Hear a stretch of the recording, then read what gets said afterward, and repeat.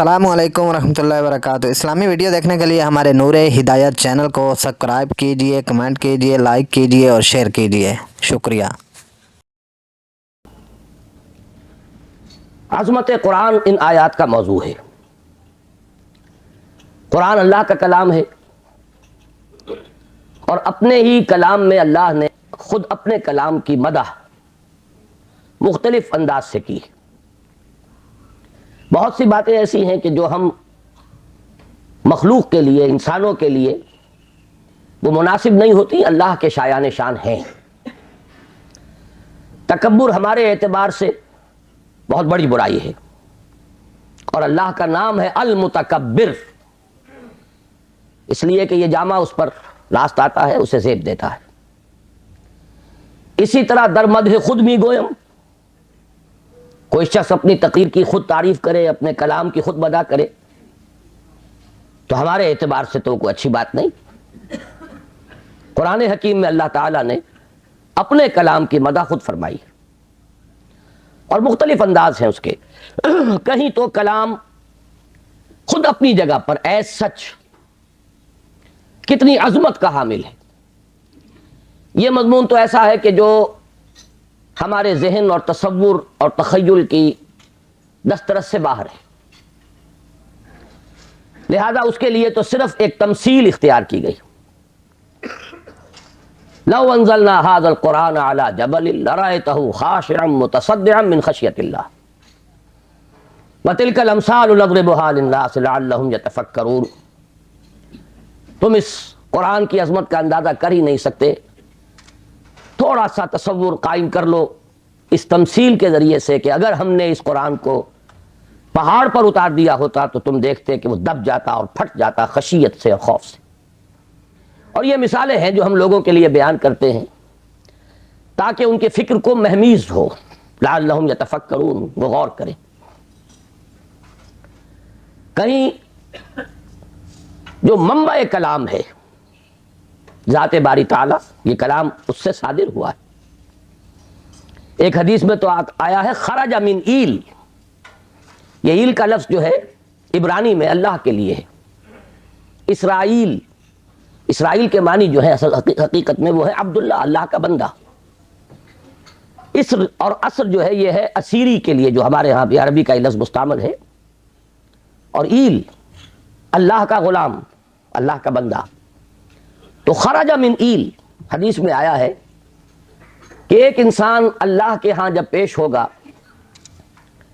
तो जो तोहफा या हदिया वो खुदा की खिदमत में पेश कर सकेगा, वो कोई भी हदिया उस शय से बढ़कर नहीं हो सकता कि जो खुद उसी की जात से सादिर हुआ है। उसी को कलाम की उसकी खिदमत में पेश करें तो यही उसके लिए सबसे बड़ा तोहफा है। इसलिए ये आता भी है कि अल्लाह ताला मैदान हश्र में फरमाएगा, जो कुरान मजीद के पढ़ने वाले, हकीकी मानी में पढ़ने वाले, उनसे कहा जाएगा कि तुम पढ़ते चले जाओ और तुम्हारा आखिरी मकाम, तुम्हारे दर्जात बुलंद होते चले जाएंगे। आखिरी आयत जो तुम पढ़ोगे उसी के मुताबिक तुम्हारा दर्जा बुलंद होगा।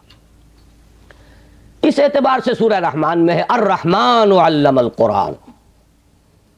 रहमान की रहमानियत का मजहर अतम कुरान है, उसकी रहमत का सबसे बड़ा मजहर कुरान है। लेकिन एक अजमत है इफादियत के एतबार से, इंसानों के लिए ये किस किस पहलू से मुफीद है, उसके एतबार से मैं समझता हूं कि जामे तरीन मकाम सूरह यूनुस की ये दो आयात है जो मैंने तिलावत की। या अय्युहन्नास, ए लोगो, क़द जाअतकुम मौइज़तुम मिर रब्बिकुम व शिफ़ाउन लिमा फ़िस सुदूर व हुदम व रहमतुल लिल मोमिनीन।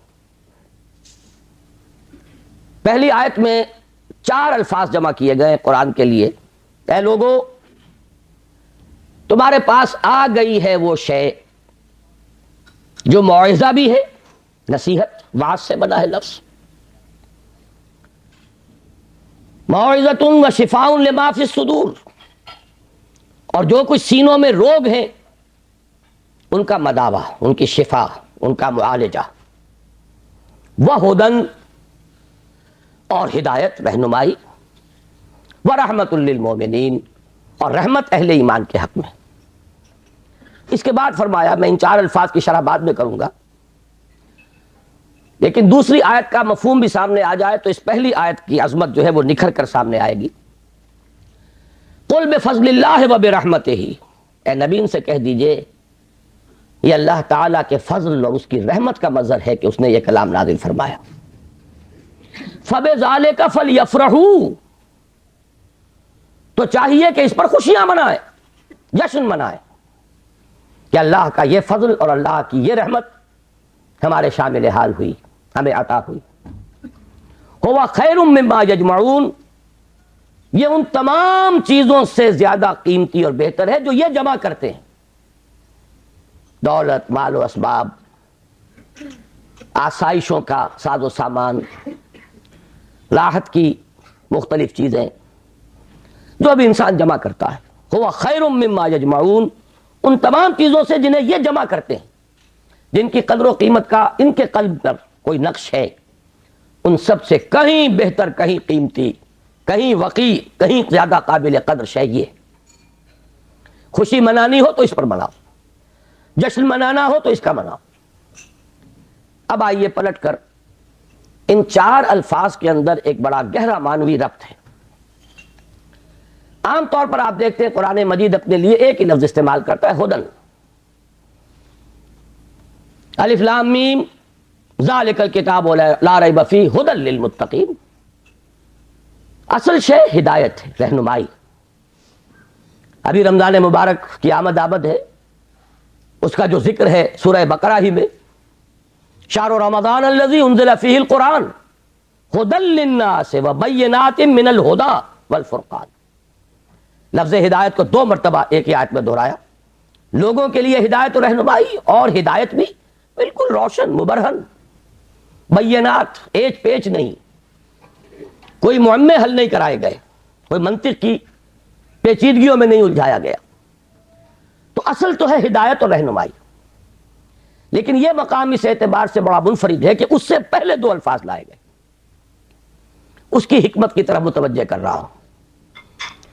جیسے چونکہ میں بھی کبھی طبیب تھا، ڈاکٹر تھا، اس حوالے سے یہاں کئی میرے سابق میرے اعتبار سے ہم پیشہ حضرات یہاں موجود ہیں، انہیں معلوم ہے کہ اعلیٰ سے اعلیٰ دوا ہو، وہ جذب ہو جسم میں تبھی تو مفید ہوگی۔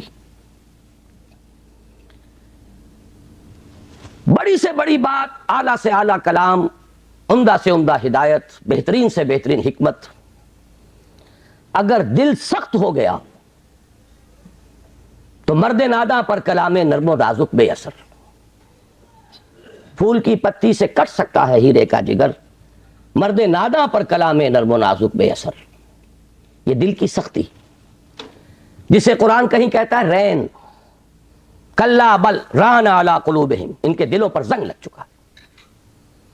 حدیث میں بھی آیا ہے ان ہذہ القلوب لتصدع، ان دلوں کے اوپر زنگ آ جاتا ہے، کما یصدع الحدید اذا اصابہ الماء، جیسے کہ لوہا جو ہے زنگ آلود ہو جاتا ہے جب پانی اس پر پڑے۔ کہیں کہا گیا کہ دل پر سختی آ جاتی ہے، اور انسانی دل پر جب سختی آ جائے، قرآن مجید میں سورہ بقرہ ہی میں وہ تمثیل ہے رونگٹے کھڑی کر دینے والی، کہ جب انسان کے دل میں سختی پیدا ہو جائے تو کوئی شے دنیا کی اتنی سخت نہیں ہوتی جتنا کہ انسان کا دل سخت ہو جاتا۔ ثم قست قلوبکم فہی کالحجارۃ او اشد قسوۃ فإن من الحجارۃ لما یشقق فیخرج منہ الماء وإن منها لما یہبط من خشیۃ اللہ۔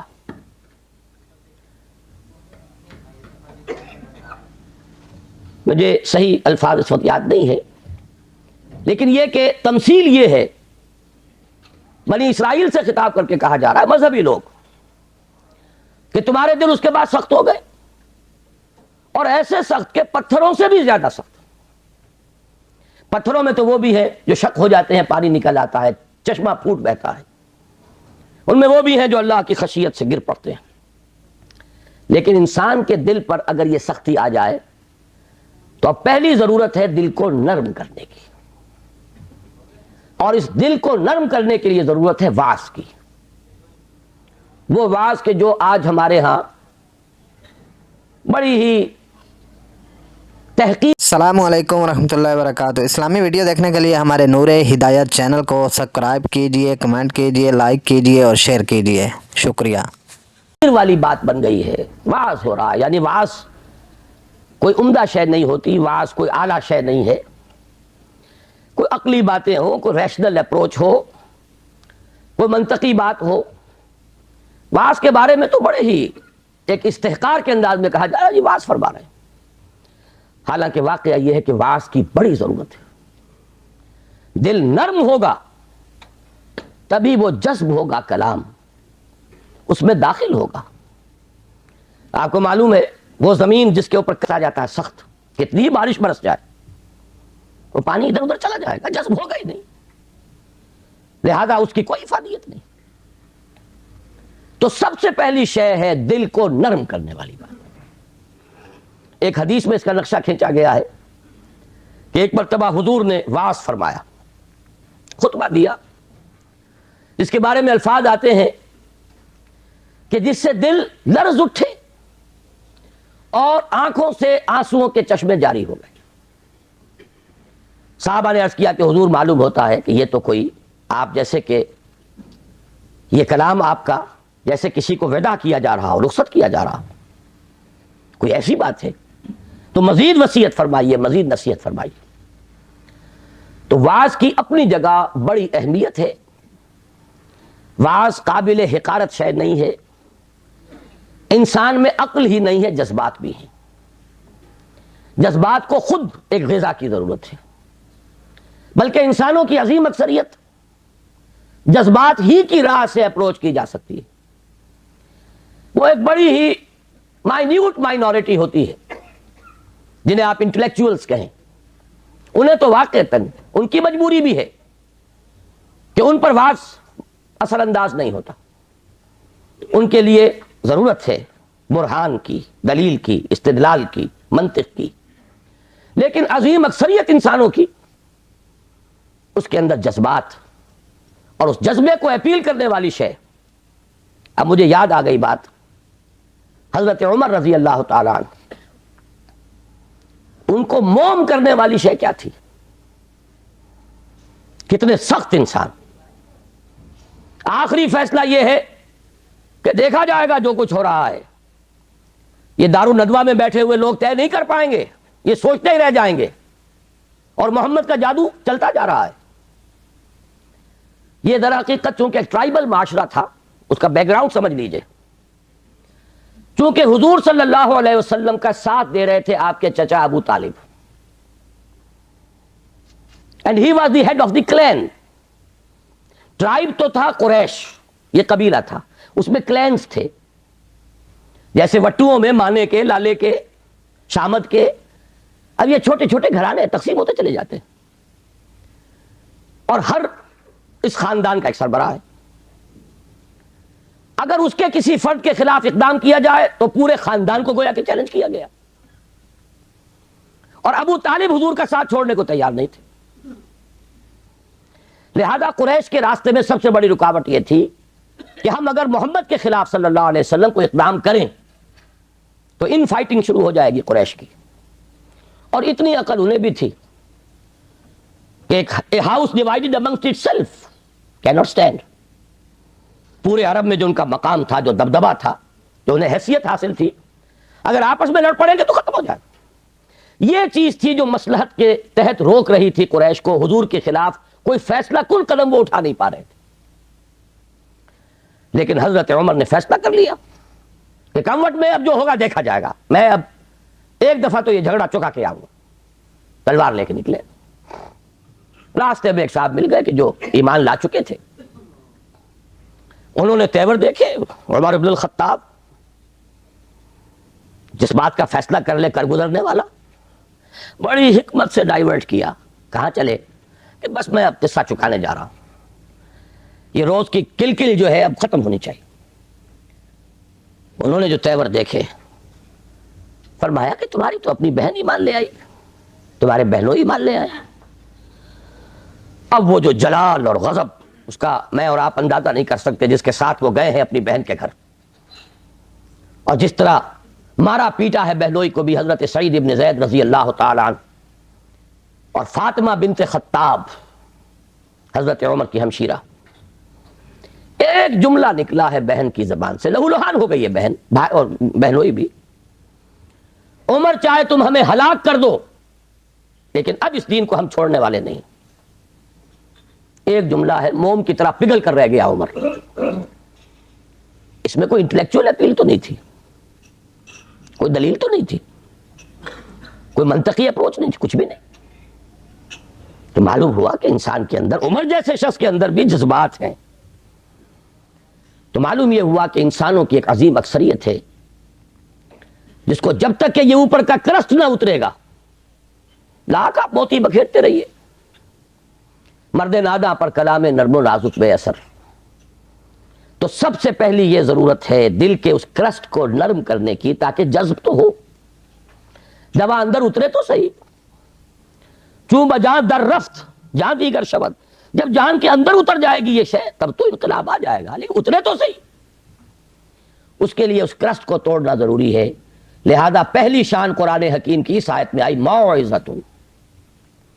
یہ دوسری بات ہے کہ ہم نے واعظ کے اعتبار سے بھی وہ ناقدری کی ہے قرآن کی کہ اس کو واعظ کے میدان سے بھی نکال دیا گیا تھا. اور آج کی بات نہیں، آج تو خیر واعظ ہی کو گالی بنا دیا گیا، لیکن بہت عرصے پہلے واعظ بھی ہوتے تھے تو وہ مثنوی مولانا روم سے ہوتی تھی. علامہ اقبال نے جو مرثیہ کہا ہے، واعظ دستاں زنو افسانہ بند، معنی او پست و حرف او بلند، از ضعیف و شاذ و مرسل کارے ہو، از خطیب و دیلمی گفتارے ہو. واعظ ہوتے تھے بڑی ہی کمزور حدیثوں کے بل پر، بڑی ہی بے سرو پا روایات اور حکایات کے بل پر، یا اشعار کے بل پر، قرآن کے بل پر نہیں. حالانکہ سب سے بڑا موعظہ، واعظ، نصیحت خود قرآن. تو پہلا لفظ یہ ہے. اب آگے چلیے، شفاء لما فی الصدور. اندر جذب ہوگا تو اب اندر کی جو بیماریاں ہیں، جو روگ ہیں، ان کا ازالہ ہوگا. یہ کون سے بیماریاں ہیں؟ کہنے کو تو ایک کے اندر ہاتھی کے پاؤں میں سب کے پاؤں. حب دنیا یہ سب سے بڑا روگ ہے.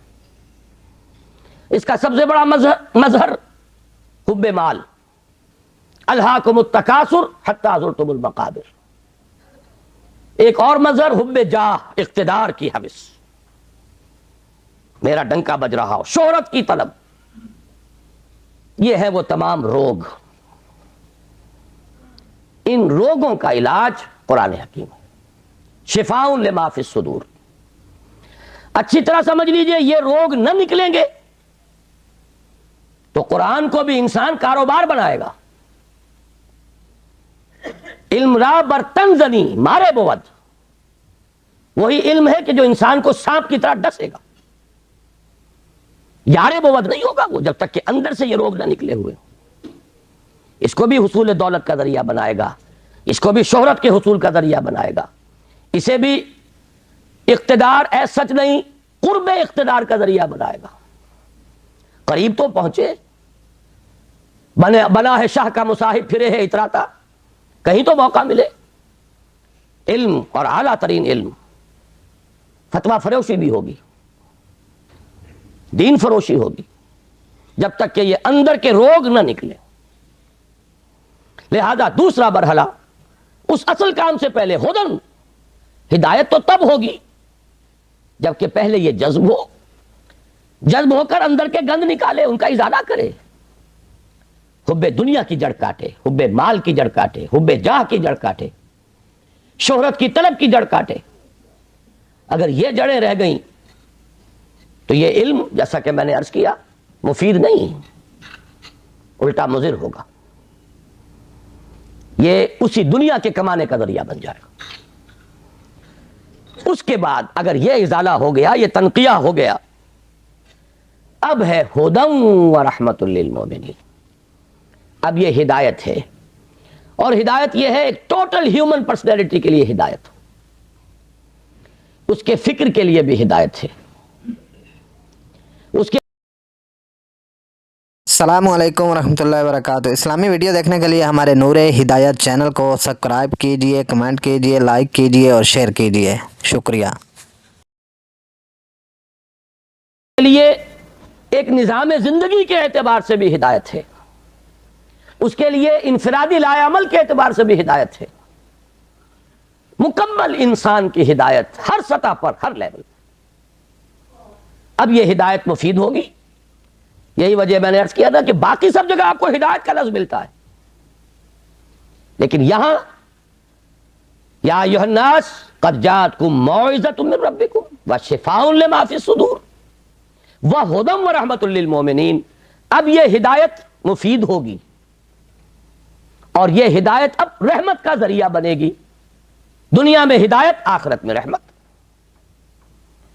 ये चार अल्फाज हैं जो यहां जमा किए गए और इसके बाद फरमाया कुल बिफज़्लिल्लाहि व बिरहमतिही। ऐ नबी, इनसे कह दीजिए ये अल्लाह के फजल, उसके करम, उसकी जूदो सखा, उसकी रहमत, सिर्फ रहमत नहीं, उसकी रहमानियत का मजहर अतम है। फबिज़ालिका फलयफ़रहू। फरह का लफ्ज़ आमतौर पर अच्छे सेंस में नहीं आया है। फरह ऐसी कैफियत को कहते हैं जबकि इंसान किसी शय पर खुशी से फूला ना समा रहा हो। ये फे से शुरू होने वाले अक्सर अल्फाज जो हैं वो फटने और फाड़ने के मफहूम में आते हैं। फरक, फलक, ये तमाम अल्फाज जो हैं, फरह, आदमी खुशी से फटा पड़ रहा है, जामे से बाहर हो रहा है, फूले नहीं समा रहा, इसलिए ये अच्छे सेंस में नहीं आता। लेकिन यहां फरमाया अगर खुशियां मनानी ही है, इतराना ही है, बना है शाह का मुसाहिब, फिरे है इतराता, इतराना है तो इस पर इतराओ, जश्न मनाना हो तो इसका मनाओ, खुशियां मनानी हो तो इस पर मनाओ। कुल बिफज़्लिल्लाहि व बिरहमतिही फबिज़ालिका फलयफ़रहू हुवा खैरुम मिम्मा यजमऊन। एक बात रह गई है बीच में, इशारा कर दूं। मैंने जैसा कि अर्ज किया था, मौइज़ा के एतबार से भी हमने कुरान को, अब क्या कहूं, लफ्ज़ तो बहुत सख्त आ रहा था लेकिन कुरान मजीद के ख्याल से रुक गया। कम से कम यह कि मतरूक तो कर ही दिया। इससे आगे तज़किया नफ्स, उसमें तो सिरे से इसका कोई दखल ही नहीं। उसके लिए तो कुछ और अज़कार होंगे, कुछ और मुराक़बे होंगे, कुछ और मेडिटेशंस होंगी, कुछ और रियाजतें होंगी, कुछ और तपस्याएं होंगी, कुछ और आसन लिए जाएंगे इधर से उधर से, कहीं जोगियों से और कहीं नो अफलातूनी, नेओ प्लेटोनिज्म, अफलातूनी नजरियात, नो अफलातूनी नजरियात, ये है कि जो हमारे यहां तज़किया नफ्स के लिए बोरो की गई है चीज। हालांकि शिफाउन लिमा फ़िस सुदूर कुरान कह रहा, खुद कुरान अंदर के सारे गंद धोने वाला, अंदर के सारे रोग उनका इजाला करने वाला तो कुरान है। वनुनज़्ज़िलु मिनल कुरान मा हुवा शिफाउन व रहमतुल लिल मोमिनीन वला यज़ीदु ज़ालिमीन इल्ला खसारा। हम उतार रहे हैं इस कुरान में से वो शय जो शिफा है और रहमत है अहले ईमान के हक में, लेकिन जालिमों के लिए खिसारे ही का इजाफा करता है। वो जालिम कौन है? जिनके अंदर वो रोग है बाकी। तो इसके लिए भी अल्लामा इकबाल ने कहा, सूफियों का हाल, सूफिये पश्मीना पोशो हाल मस्त, अज शराबे नगमे कव्वाल मस्त, आतिशत शेरे इराकी दर दिलश, दरनमी सादत ब कुरान महफिलश। पश्मीना पोश भी है, हाल मस्त भी है, कव्वाल से वजद आ रहा है, कव्वाली से हाल। अज शराबे नगमे कव्वाल मस्त, आतिशत शेरे इराकी दर दिलश। इराकी का शेर हो, हाफिज का शेर हो, अंदर आग, हरारत महसूस होती है। दर नमी सादत ब कुरान महफिलश, उसकी महफिल में कुरान बार नहीं पा सकता, कुरान से सरोकार नहीं रहा। दोनों एतबारात से हमने कुरान को ساقط کیا، خارج البلد کیا. اس سے زیادہ سخت لفظ زبان پہ لا نہیں سکتا. بہرحال یہ ایک ہدیہ تھا جو میں نے آج آپ کے لیے طے کیا کہ پیش کروں. اب اس کے حوالے سے آگے مولانا رومی کا ایک شعر عرض کر دوں کہ ای قدر گفتیم باقی فکر کروں. ہر دفعہ وہ ساری کتھا جو ہے دہرانے کی ضرورت نہیں ہے. اتنا کچھ عرض کر دیا گیا، اب آگے غور کیجئے، سوچئے، فکر کن. ہم کیا کر رہے ہیں؟ اس قرآن کا مقام ہم نے کیا سمجھا ہے؟ اس قرآن سے ہمارا تعلق کس نوعیت کا ہے؟ بہائے آتش ترا کار جزی نیست کہ از یاسین او آساب میری. اس قرآن کی آیات سے تمہارا یہی سروکار رہ گیا ہے کہ عالم نزا میں سورہ یاسین سنا دو، جان آسانی سے نکل جائے، مشکل جو ہے مرحلہ آسان ہو جائے. یہ صرف ایصال ثواب یا حصول ثواب کا ایک آلہ بن گیا. کیا کر رہے ہیں اس قرآن کے ساتھ؟ اس کی قدر و قیمت کا کیا اندازہ ہم نے کیا؟ بہرحال جو بھی ربع صدی لگائی ہے آپ کے شہر لاہور میں، سن 65 میں منتقل ہوا تھا، یہاں 90 آ گیا ہے. اب تو ربع صدی میں تو کوئی کمی نہیں رہی. اور پہلی جو 2 تقریریں کی تھی مسلمانوں پر قرآن مجید کے حقوق، سوچو صدر ایوب کا دور تھا، وہ جشن منایا گیا تھا، 1400 سالہ جشن نزول قرآن. اور وہ بھی اصل میں ایک بڑی یوں سمجھیے کہ ہوشیاری کا کام تھا. بہت قسم کے جشن منتے تھے، جشن مہران، جشن فلاں، رقص و موسیقی. تو انہوں نے سوچا کہ مولویوں کو بھی رشوت کے طور پر ایک جشن دے دو، الاٹ کر. 1400 سال ہو گئے، لہذا قرآن کو سونے کے تار سے لکھو. ایک تو یہ کام، اور دوسرے یہ کہ قرات کی محفل منعقد کرو. یہ جشن تھا. اس کے حوالے سے میں نے بات کی تھی کہ ہوش میں آؤ، قرآن اس لیے نازل نہیں ہوا. جب یہ موعظہ تھا، جب یہ شفاء لما فی الصدور تھا، جب یہ ہدی للناس تھا، جبکہ یہ موجب رحمت تھا، پورا قرآن بھی لوگوں کے پاس نہیں تھا. کہیں پرزوں پہ لکھی ہوئی صورتیں، کہیں اونٹ کے شانے کی ہڈی پر سکیپولا پر لکھی ہوئی کوئی صورت، شاذ کسی کو کاغذ دستیاب ہوتا تھا. کہیں مابین الدفتین تو قرآن تھا ہی نہیں. وہ تو حضرت ابوبکر نے کیا ہے، حضور کے زمانے میں تو نہیں تھا. سینوں میں جمع ہو گیا تھا. سونے کے تار سے کیا سوال، تانبے کے تار سے لکھا ہوا بھی نہیں تھا، کاغذ پر چھپا ہوا تھا ہی نہیں. لیکن قرآن تھا، سینوں میں تھا. بل هو آیات بینات فی صدور الذین اوتوا العلم، سینوں میں تھا. اس قرآن نے انقلاب برپا کیا. آج ہم 1,000 روپے کا نسخہ جو ہے خرید کر بچیوں کو جہیز میں دیتے ہیں، لیکن یہ کہ وہ قرآن حقیقت میں نہیں ہے. لا یبقى من الاسلام الا اسمہ ولا یبقى من القرآن الا رسمہ، رسم الخط ہے. تو دوڑ پیچھے کی طرف ہے گردش ایام، تو ضرورت ہے لوٹنے کی قرآن کی طرف. اس لوٹنے کے لیے اپنی جگہ پر خود بھی آدمی طے کرے جو کمی ہے. اگر قرآن مجید آپ نے نازلہ بھی نہیں پڑھا ہے تو شرمائیے نہیں، اس کمی کی تلافی اب کیجئے.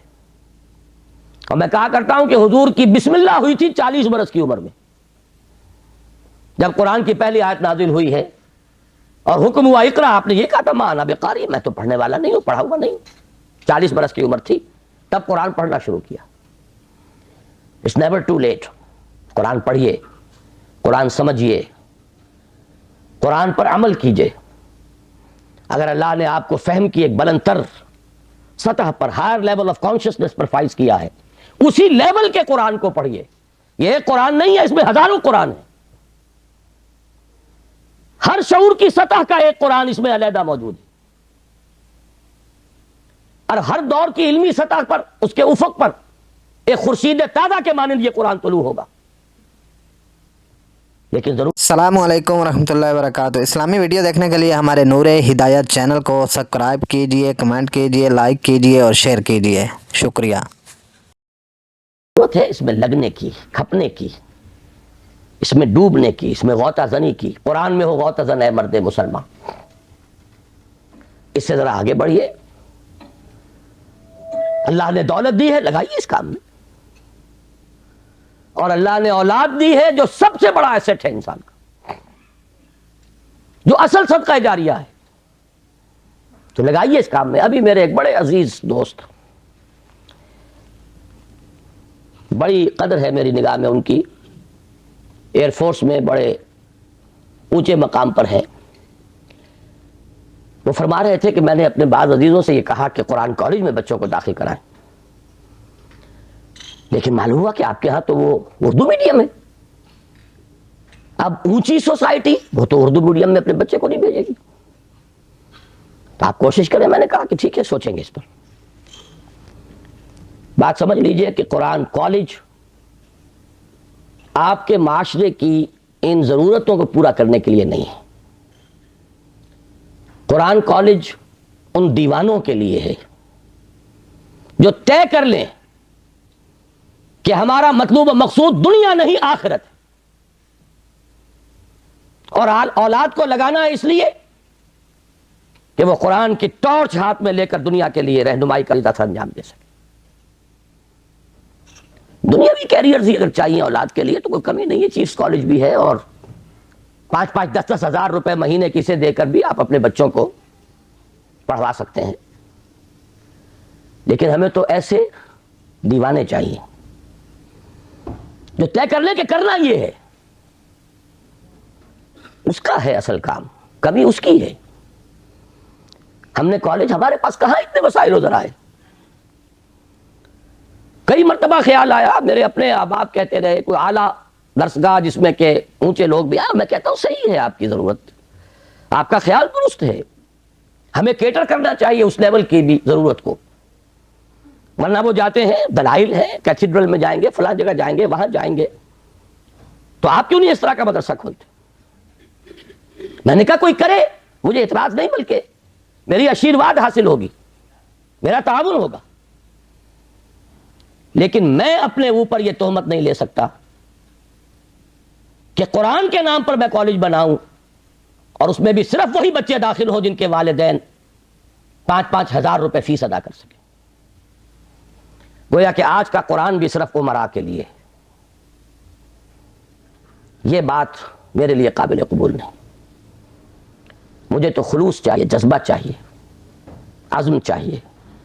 پہلے سے طے کر لیں کہ ہمیں اس راستے پر جانا ہی نہیں، وہ چاہیے. وہ جو مولانا روم نے کہا کہ دی شیخ با چراغ، ایک شیخ دن کے وقت ہاتھ میں چر لیے ہوئے کسی کو تلاش کر رہا تھا کہ کیا کر رہے ہو، دماغ خراب ہوا. انہوں نے کہا میں کسی انسان کو تلاش کر، انسان مارزوست. کہا گیا یہ انسان نظر نہیں آ رہے تمہیں؟ کہیں نہیں، مجھے تو نظر نہیں آ رہے، وہ تو بھیڑیے نظر آ رہے ہیں، درندے نظر آ رہے ہیں. ازدام و دد ملوم ہوں، انسان بھیڑیے تو میں ملال مجھے ہو گیا ہے، میں تو تنگ آ گیا. انسانی لباس کیوں نہیں؟ بندروں اور سوروں کی کمی. نہ ملنے والی شے تو انسان ہے، انسان مارزوست، مجھے انسان چاہیے.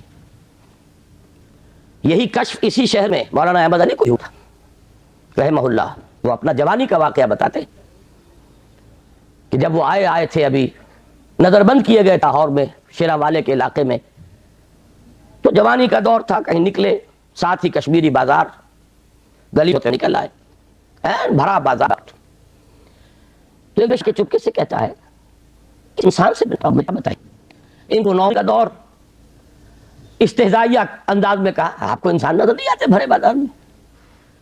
لیکن نہیں، مجھے تو نظر نہیں آ رہے. اور مولانا احمد علی فرمایا کرتے تھے کہ اب جو میں نے خود دیکھا تو مجھے محسوس ہوا کہ وہاں بندر بیٹھا، وہاں انگور بیٹھا، وہاں کوئی بھیڑیا ہے. جو حقیقت تھی اندرونی وہ منکشف ہوئی. یہ لیکن تھوڑی دیر کی بات تھی، اس کے بعد اچانک پھر وہی کچھ تھا، اور وہ بزرگ غائب تھے. وہ تو آنکھ کھولنے کے لیے آئے تھے.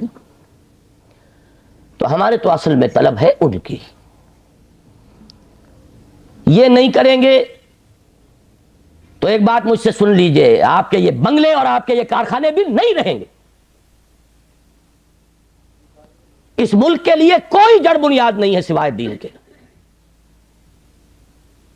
وہ حشر جو ڈھاکہ میں ہوا ہے ہر جگہ ہو سکتا.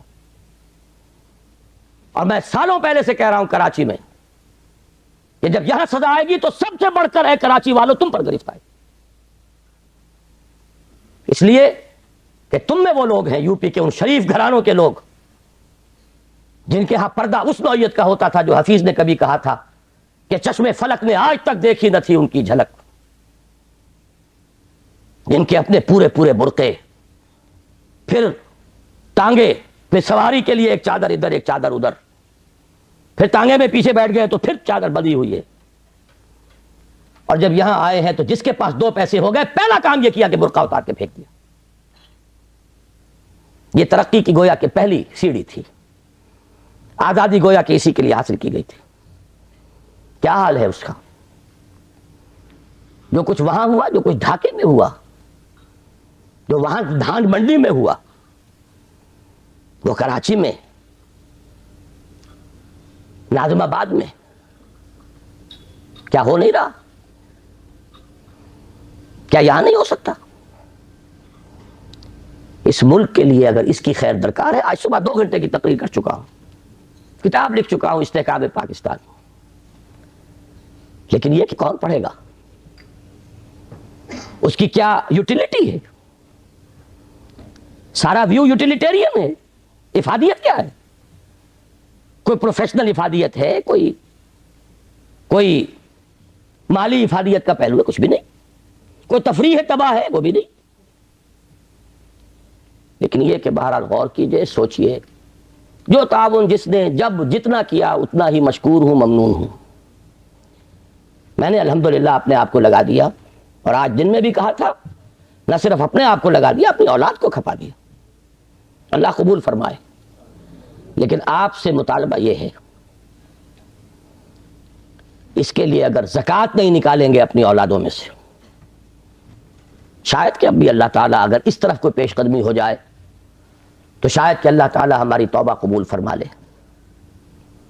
ورنہ حالات, جہاں بیٹھیں گے 4 آدمی, معاشرے کا مرثیہ, جتنا چاہے مرثیہ پڑھوا لے, سارا مرثیہ پڑھ کر وہ کچھ ہے. اگلی صبح طلوع ہوگی, وہی روٹین ہوگا, وہی مشاغل ہوں گے, سرے منہ کوئی فرق نہیں. ہم اس طبقے میں سے ہیں. میں نے کبھی, آج یاد آ رہا تھا مجھے, 20 سال پہلے اسی ہوٹل میں, پورے 20 سال, 1970 کا نومبر تھا غالباً, میڈیکل ایسوسی ایشن کے تحت میں نے اس ہوٹل میں تقریر کی تھی. 4 دائرے بتائے تھے معاشرے کے. آج میں جمعے کی تقریر میں پھر اسے دہرا کر آیا, اس لیے مجھے یاد آیا تھا کہ آج شام پھر مجھے اسی ہوٹل میں پہنچنا ہے.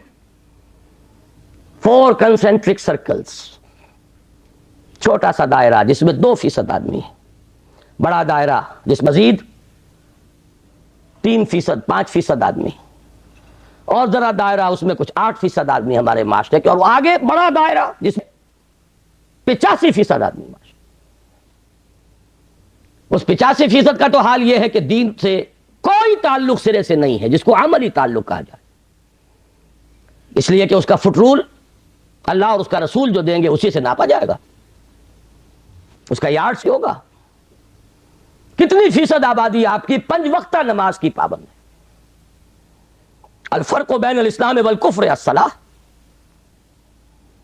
جائزہ لے لیجیے. دوسرے دائرے میں یہ شاید ایک اعتبار سے بدترین دائرہ ہے. یہ ان لوگوں پر مشتمل ہے جن کا تصور مذہب لمیٹڈ بھی ہے, پرورٹڈ بھی ہے, محدود, مس شدہ. ان کا تصور مذہب صرف نماز روزہ, اب اضافہ ہو گیا عمرے اور حج پے بپے. لیکن ہر ہم کاروبار, سود پرویا ہوا کاروبار میں, جھوٹ, دھوکہ, سٹا, جوا, ہر شے, بلیک مارکیٹنگ, اسمگلنگ, ہمارے ہاں کا بالعموم کاروباری طبقہ جو مذہبی مزاج کا ہے الا ماشاء اللہ بہت کم ہے جو بچیں. تیسرے دائرے میں ہیں وہ لوگ جن سے میں اس وقت خاص طور پر مخاطب ہوں. ذہناً وسعت حاصل ہے، جانتے ہیں کہ ہمارا دین دین ہے، مذہب نہیں ہے. جانتے ہیں اسلام اپنا غلبہ چاہتا ہے، چاہتے ہیں کہ وہ آ جائے لوٹ کر وہی عالم، وہی اسلام کے غلبے کا دور، خلافت راشدہ، لیکن خود کچھ کرنے کو تیار. کوئی اور کر دے، ڈرائنگ روموں میں بیٹھ کر برسے لے. اب برا نہ مانے، ہم نے بھی ابھی کھایا ہی ہے، میں نے بھی آپ کے ساتھ ہی کھایا. اس کا کچھ رنج اور غم کا اظہار ہو جائے، خود کچھ نہیں کرے. اپنا دھندا، اپنا کاروبار، اپنا کارخانہ، اپنا پیشہ، ساری توانائی، ساری طاقت، ساری قوت کار اس کے لیے ریزروڈ ہے. آگے رہ جائے دو مجھ جیسے کچھ سرپھرے، ان کا حال یہ ہے کہ آپس کے اختلافات کی وجہ سے غیر مؤثر. یہ ہے ہمارے معاشرے کی حالت. تو کیا ہوگا؟ کیا ہو رہا ہے؟ میں نے آج کہی بات، جو حضرات نہیں تھے وہ سن لیں. ہماری گراوٹ کا یہ عالم ہے. ایک میں نے ووٹنگ آف لنڈن کے ایڈیٹر کا تذکرہ کیا کہ ہماری جب 40ویں سالہ تھی یوم آزادی کی، 41واں یوم استقلال میں تھے، ایڈیٹوریل ٹائمز آف لنڈن کے ایڈیٹر نے، جو اب ہے، اس نے کہا کہ مجھ سے پہلے جو صاحب 40 برس پہلے اس کرسی پر بیٹھے تھے، 14 اگست 1947 کو انہوں نے یہ اداریہ لکھا تھا کہ آج جو دو ملک دنیا کے نقشے پر آئے ان میں سے ایک کا مستقبل بہت ہے، ایک کا انتہائی تاریک ہے. روشن ہے پاکستان کا، لیکن کوئی نسلی امتیازات نہیں ہیں، کوئی عقائی تعصبات نہیں ہیں، مذہب کی ایک یونیفائنگ فورس موجود ہے بنانے والی. لہذا مستقبل بڑا روشن ہے پاکستان کا. جبکہ انڈیا 100 طرح کے اختلافات، مناقشات، تعصبات، کوئی شے بھی انہیں جوڑنے والی ہے ہی نہیں. اب موجودہ ایڈیٹر لکھتا ہے کہ میں جب دیکھ. السلام علیکم ورحمۃ اللہ وبرکاتہ. اسلامی ویڈیو دیکھنے کے لیے ہمارے نور ہدایت چینل کو سبسکرائب کیجئے، کمنٹ کیجئے، لائک کیجئے اور شیئر کیجئے. شکریہ. ہوں تو صورت بالکل برعکس ہے. وہ مستقبل آگے بھی حال ڈاوا ڈول، جسے وہ کہہ رہے کہ بہت تاریک مستقبل سپر گے. ہمارے یہاں قرآن میں شروع کی قرآن کا تھی